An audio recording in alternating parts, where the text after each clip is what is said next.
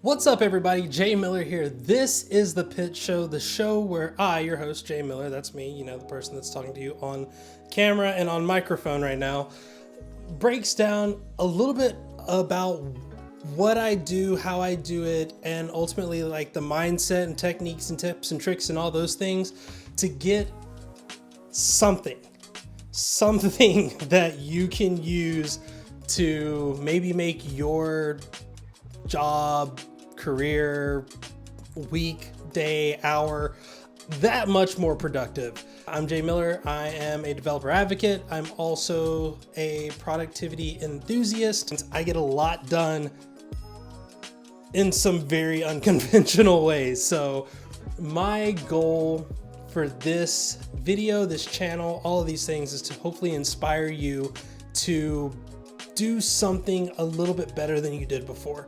I don't want to say more productive because I don't want you to think about it in terms of productivity. I want you to think about it in terms of just getting the thing done, because that's ultimately what matters. So, what are we talking about today? Simple. Getting the idea out of your head. And I wanted to do this for a couple of reasons. If I'm being 100% honest, I struggled to come up with a topic this week. And often when I'm struggling to come up with a topic, I brainstorm. And that is kind of, productivity 101. Get all the stuff out of your head and, write everything down, inspire new ideas. I've done plenty of episodes on that. But now that we're doing video, you actually have a good way to see some of the process. So I wanted to kind of go through it a little bit. If you're listening to the podcast, hey, that's fine. I'm going to walk you through it, but also consider checking out the YouTube channel. Also maybe subscribing, also ringing the notification bell and giving it a thumbs up and leaving a comment and all those other things that YouTube people say. But let's dive into this topic. So for the few that don't know what brainstorming is simply like writing down everything that you can. There's nothing that's off limits with this. And usually you have that centered around a topic. I often call these brain dumps, in which I just want to get everything out of my head. All the things that I'm worrying about, all the chores, all the stresses, all the anxieties, and I put them, boom, right here in my notebook. This is an endless recorder. It has like close to 200 pages in it. Has some Tomoe River paper, which is good for fountain pens. A little bit worse for fountain pens now that they've changed their recipe up, but hopefully we'll figure things out in that area. But when I do a brain dump, all I do is I just, new page, new spread in my bullet journal, and then I just put brain dump and I just start putting everything down. In this case, since I was planning on doing a podcast and I knew the topic at this point was going to be like brainstorming, brain dumps, kind of that whole idea, I wanted to think about all of the things that came with that, which is really hard to do when you're actually doing the process. I would not recommend that ever again. There were a lot of pauses in the process because I'm like thinking about, well, how does the video look? And is everything good? And, what do my camera angles look like? And I'm doing like this weird, like lighting sitting at my dining room or my living room table because I don't like to be sitting in my normal working environment when I'm doing these. And that's actually kind of the first thing that I want to talk about. Have a brainstorm place. It's better, in my opinion, to do this in a unique place. And it should not be the same place where you do work. What you're wanting to do is you're wanting to allow your mind to wander and go all over the place. And one of the things that we do, especially if you're like me and you suffer from like ADHD, is you often try to associate certain areas to certain types of contexts and certain types of like thought. So when I'm at my desk, I'm usually doing one of a few things. I'm either working at my day job, I'm giving a talk, I'm shooting a video, or I'm like writing code. So when I'm planning, I plan in two places. I plan in the living room, sitting on the couch, like with my notebook on the living room table, or I'm planning in my bedroom, like using my bed as a makeshift desk, and it's terrible posture and terrible ergonomics, and we will not be showing any video of me doing that because there might be some crack showing there, and I don't want to do that. Crack kills, folks. Ultimately, I have to take myself out of my traditional setting so that I can think in non-traditional ways.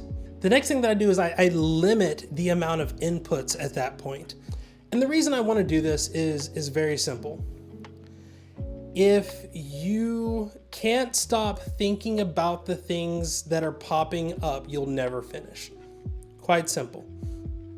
I don't want to see what's going on Twitter because I don't want that to, affect what I'm doing. I don't want to see anything that's like new email or things that I got to focus on there. I don't want to get distracted halfway through my process and start shopping on, some website online or whatever. Like, I want to focus on getting everything out of my head and going. And I only allow a few pieces of technology. And because I'm shooting a video, of course it's cameras, because how else are you going to shoot a video? But the other thing is music. Usually it's music with no words, or music that I know the words to so well that it almost feels like there are no words. But that's it. No phone, no iPad, no TV. Music and cameras when you're recording a video. And I'm using my fountain pens, I'm using my notebook, and I'm just chugging along. Now, you don't have to do that in that process. There are plenty of apps out there that can limit what applications you open. You can also just practice more self-discipline than I own in my body and just not open those apps and do those things. But for me, it's easier if I just completely remove myself from those devices so that I don't get distracted. So then, how do you keep yourself on task? Honestly, you don't. You just let the wind take you wherever you may go. There's a book that I read a while ago called Big Magic, and in the book they talk a lot about the idea of letting your muse take you wherever it wants to go. The idea was it came when it wanted and it left when it wanted. And that's ultimately the process when it comes to doing these brainstorm / brain dumps. You want to get everything out of your head and let it develop as it's coming to you. It's almost like an experiment in mindfulness. Like, if you start thinking about a thing and all of a sudden that thing wants to keep going, you don't shut that off. You just let it go. If you feel like you need to put it on a whole new page, do that. In my preparation for this video, as I'm filming this, or as I was filming my last brainstorm, I wound up using 3 pages of paper, and one of them, as I'm flipping to it here, was funny enough just to clean the house log. And it was just like 3 things that I needed to do to make sure that I had the house clean. And that's it. And then I just jumped back into what I was doing and focusing on like creating this content and focusing on getting all of the thoughts and stuff out of my head. I've talked about all the different steps and the techniques, but ultimately everybody is going to be different. I want to talk about 2 different things that I've tried in the past. They each work in their own way, and you can use them however you want. The first one is kind of as I've been detailing here, which is like kind of the notebook method, to where you put everything on like a spread of paper, or if you have like a mind mapping tool, maybe in like a mind map, or like a notebook or a note document or a markdown document or whatever.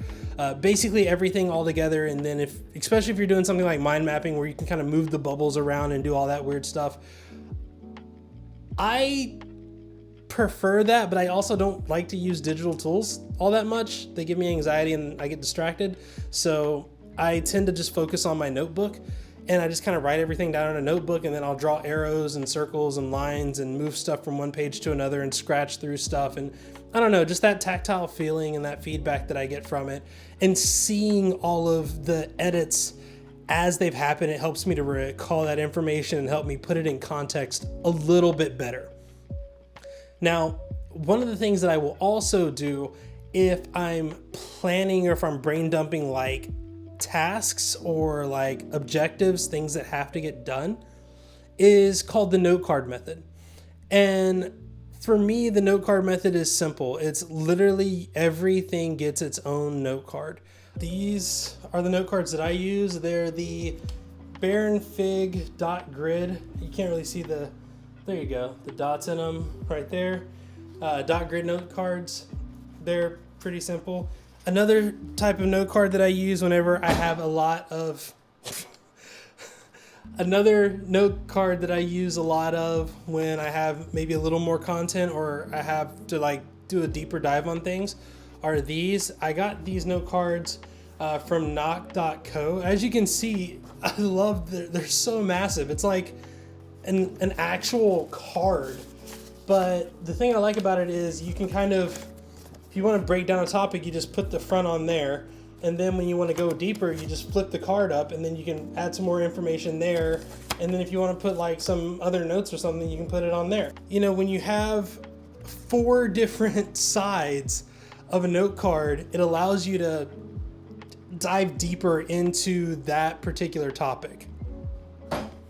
Now, so anytime I'm working with note cards, I have to make sure my supply is good.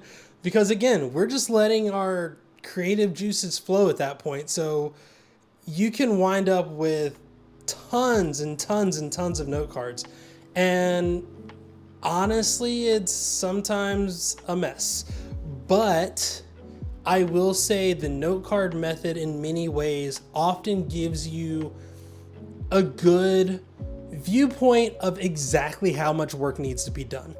When there's one piece of paper for every single thing that you have to do regarding a topic or a project, then you can actually see what the real scope of a project is. And again, I don't do this for every project that I have. I only do this for projects that I'm unfamiliar with, or maybe I don't know much about what I need to do. And this really helps me kind of break it down piece by piece, outline it, and get to a better solution point. So that's it. That's how I brain dump or brainstorm or whatever you want to call it, for these shows, for projects that I'm working on, for conference talks, for all different kinds of things. Ultimately, the goal is to give myself a space to let all of that stuff out, let all the creativity out, let everything just flow and do what it's got to do. And at the end of the day, I'm left with this amazing piece of content that I can share with you. I'm Jay Miller. This has been The Pitch Show. Thank you so much for listening. If you enjoyed it and you're watching this on YouTube, please like and subscribe. If you're listening to the podcast, subscribe. And if you can like, star, rate, review, all those good things. Share it with a friend. Until next time, I hope I've been productive. I hope you are going to be productive. And I don't know, keep doing you or something.